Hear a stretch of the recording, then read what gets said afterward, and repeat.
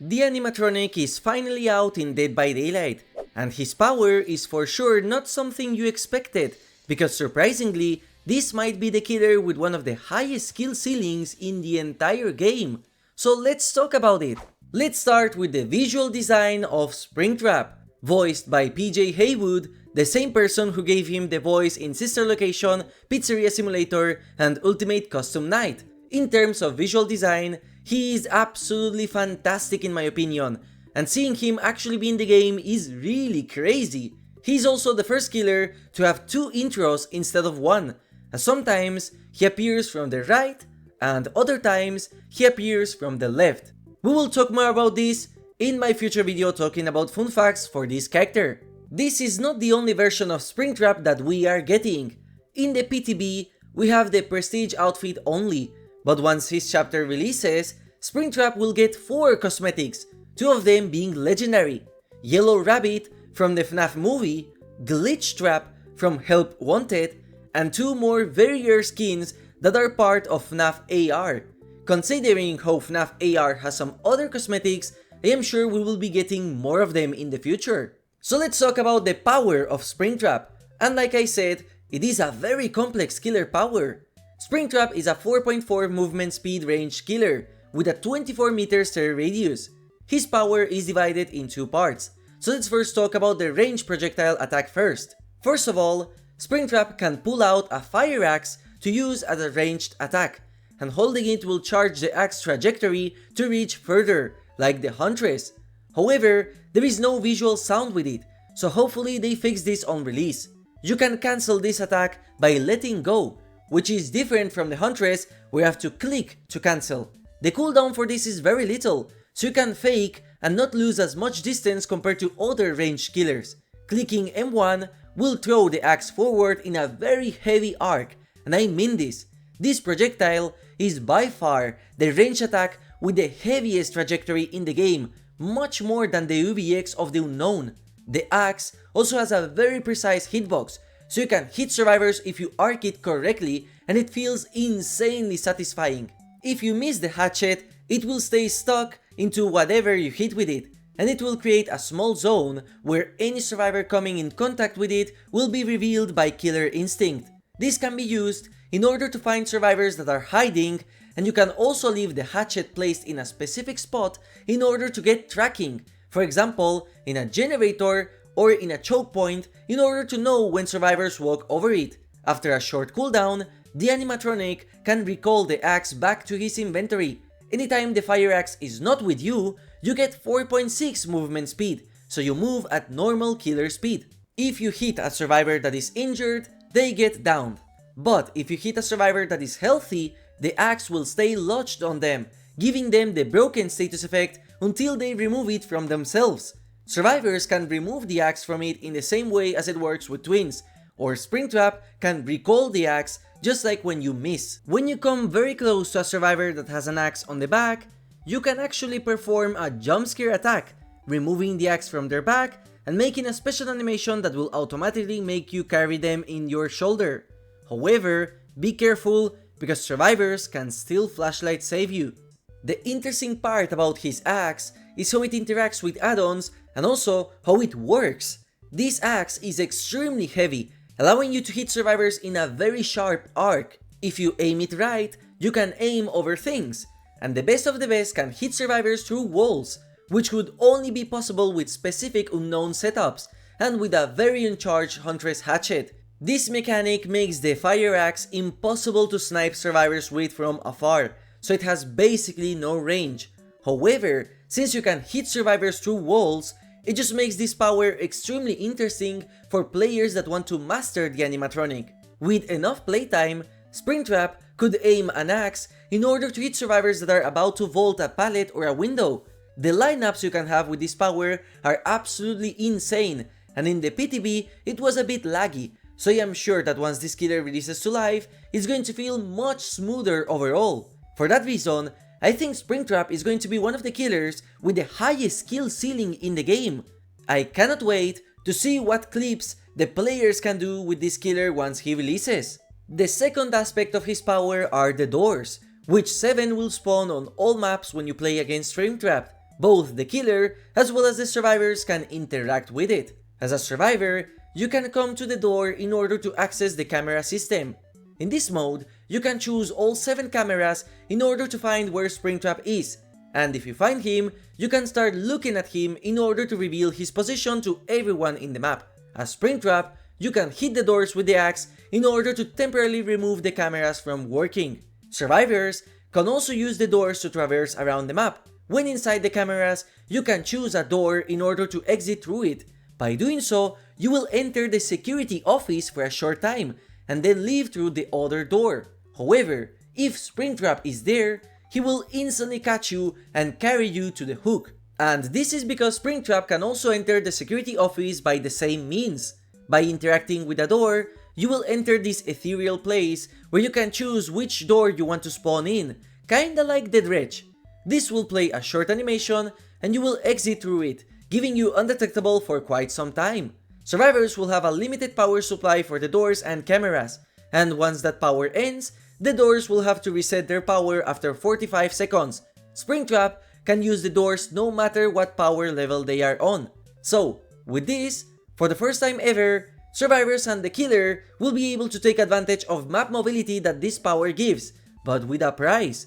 You can instantly travel on the opposite side, but if Springtrap is there... Hello? Oh my god, what the f was that? Let's talk about the perks now. And honestly, outside of one, they are mostly disappointing. The first perk, with the coolest name, is Help Wanted, which is reusing the design of machine learning. When you kick a generator, you compromise it. Once that generator is repaired, you get 25% faster successful cooldown on basic attacks for 60 seconds, which is around 6 tokens of Save the Best for Last. The effect is not bad at all. The problem is that the way you get this perk is so weird. Machine Learning, which has the exact same activation condition, will give you 8% haste and undetectable for 1 minute. So for the exact same condition, you basically get a worse effect. When stacked, it can be funny, but it is so situational that I just don't see the point of running this perk outside of very niche situations, and especially considering the fact that Springtrap has a ranged attack, so this perk doesn't even combine well with him. Phantom Fear is his second perk, and in my opinion, the most interesting perk he has, and the one that a lot of casuals will enjoy so much. This is Reverse Scene Partner, so anytime a survivor looks at you, they scream, revealing their location. Why I say this is insane is because in low MMR, one of the most common reasons for killer players finding this game hard is the fact that many survivors stealth around the map. With this perk, you will automatically reveal their location as long as they don't have a perk that prevents them from screaming, and it's insane. The best part is that the counterplay is also hard because it requires you to not look at the killer once you know the perk is on, or force it so it enters a cooldown. I love how this perk has various types of counterplay and how useful it is for casual players. If you are new at the game, this perk is going to be amazing for you. But even if you are experienced, this perk can help you reveal the location of the survivor in the endgame. Talking about endgame, let's talk about the last perk in this video, and in my opinion the most disappointing, and that is Haywire, a perk that would have been my worst for the endgame category. This perk activates once our exit gate has over 50% progress, and it will revert the progress for 50% after a survivor is not touching it gradually. The problem of this perk is that I think this mechanic should have been base kit, so seeing it as something you have to use a perk slot for is very sad. You play with one perk less for the entire match in order to maybe interrupt a survivor when they open an exit gate and revert the progress. Any other endgame perk is much better, like Remember Me or No Way Out, as they basically guarantee extra time. If this perk had another effect on it, then maybe it would be decent, but right now, its only purpose is for DVD content creators to make a new endgame build. In my opinion, if they wanted to do a decent endgame perk, my suggestion would be to make this a perk that requires both doors to be open in order for the exit gates to be open for survivors to leave. So this way, you have to open one of the switches and then you have to go to the other door in order to open the second one, and then the first one will also open. I think that would be actually something that people will use. My other suggestion is to make a new Blood Warden style of perk to increase the oh shit moments in the endgame. With Haywire, if a survivor opens the exit switch in one of the doors, then the other door will open. So that way, they have to go all the way to the other door in order to leave. Imagine being at 99% of the door only to find out that shit, it's the other door that opened. That would be much more interesting than this perk design. Of course, the erratic flashing effect of this perk will be kept in order to allow survivors to know that this perk is in play. Now let's talk about the add-ons for the animatronic, and they are actually really cool and unique. I would go as far as to say that he has some of the most unique add-ons in the game, as they completely change the way the killer is played. The brown add-ons are the standard, as there isn't much to talk about. However, the add-on that shows you the trajectory of the hatchet was quite useful in order to understand how the axe works like, and it helps you set up nasty shots and learn the muscle memory you need in order to get insane hits. The green add-ons are also okayish.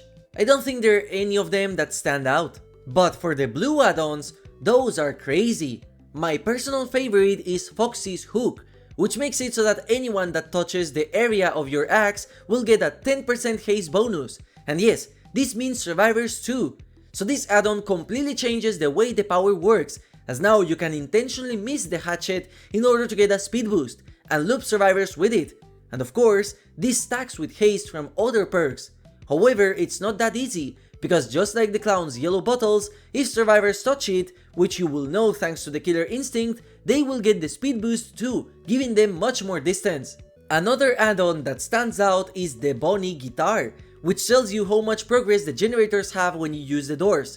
It's a blue add-on, yet it gives you an insane amount of information like the complete Gen Info perk build. Absolutely fantastic for the rarity it has, and I think it's going to be quite meta. Freddy's Hat, which increases the weight of the axe, was an add-on that I was not a fan of personally.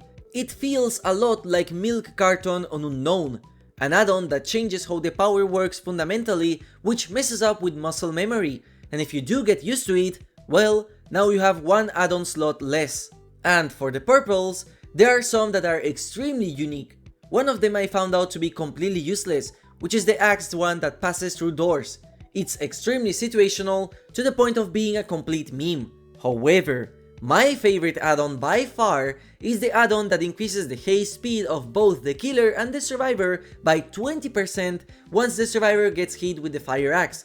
This makes Springtrap to be the fastest chaser in the entire game, along with the survivor. You can absolutely zoom around the map with this add-on, and it completely changes the dynamic of the chase.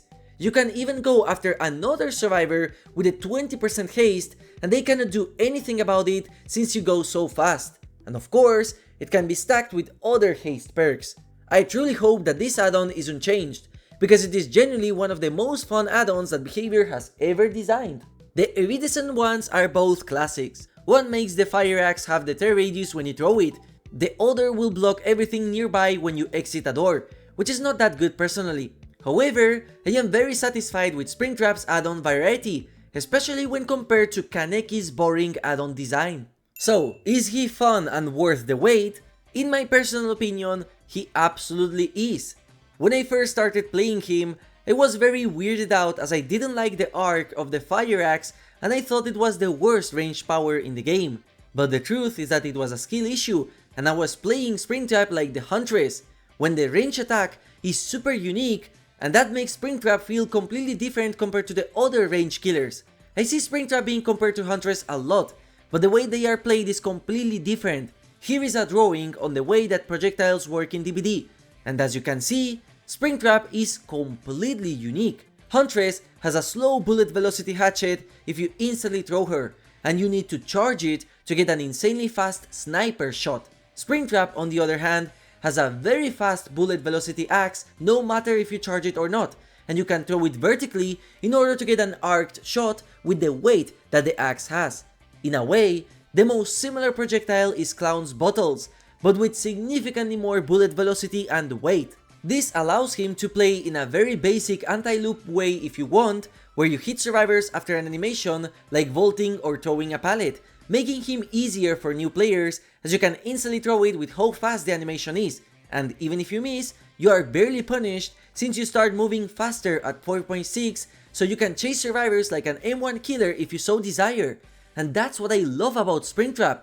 It's how insanely different his playstyle can be. You can play him as a ranged killer, hitting insane shots with your power through walls. You can play him as an anti-loop like Xenomorph or Nemesis can. You can ignore the range attack and play like an M1 killer, boosting yourself with the axe.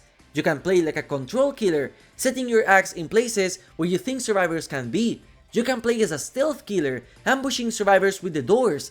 You can play as a hit and run killer. Like, he's literally a perfect design in my opinion that fits everyone, from casuals that play him in a very simple way to insane tryhards who will learn the curve of the fire axe and hit survivors behind cover with orbitals. The survivor experience is also really unique, and unlike with the ghoul, I feel like the devs also designed one of the most fun killers to play against. Vecna was the beginning. Springtrap is actually the first killer where survivors also have a unique power with the camera mechanic, as well as the map traversal mechanic, so in a way it's a buff to survivors too, since they get info and mobility, completely changing their gameplay. And the best part is that the power itself is very fun to play against, as you can bait Springtrap to throw the fire axe, you can dodge it too since it's so precise, and you can loop him like an M1 killer if it's needed. He does not feel oppressive like Ghoul was. The animations are also extremely cool from the survivor's point of view. While it is very soon to rank a killer with such an insane skill ceiling, I feel like Springtrap might be a high B tier killer and maybe an A tier killer, being in my opinion the best range killer we have as of now. Compared to Huntress, the axe throw is much faster and gives survivors less of a tell compared to Huntress. He has a very small tear radius with no lullaby unlike her, and he doesn't have to reload. Best part is that if you miss, you become 4.6, which Huntress can only do with an iridescent add-on when she has 0 access left, and he gets the doors to teleport around the map, unlike Huntress' very low map mobility. The only advantage Huntress has is distance, as she has snipes and orbitals, which Springtrap cannot do unless the survivors are close or in mid-range, and the fact that she can be much more lethal if survivors are grouped up, whereas Springtrap loses the axe once he hits someone. Springtrap, in my opinion, completely outclasses Huntress in normal matches. Compared to Deathslinger, the biggest advantage in my opinion is that Springtrap has much more mobility compared to him, and missing does not punish him as much as it does to Slinger. He also doesn't have the mending advantage, since Springtrap can prevent survivors from using syringes and styptics when they have the axe lodged in them. Trickster is harder to compare against Springtrap, as both have 4.6 mobility. Trickster might beat Springtrap in lethality, ability to camp hooks, and the main event helps him down much faster, but Springtrap has stealth and mobility.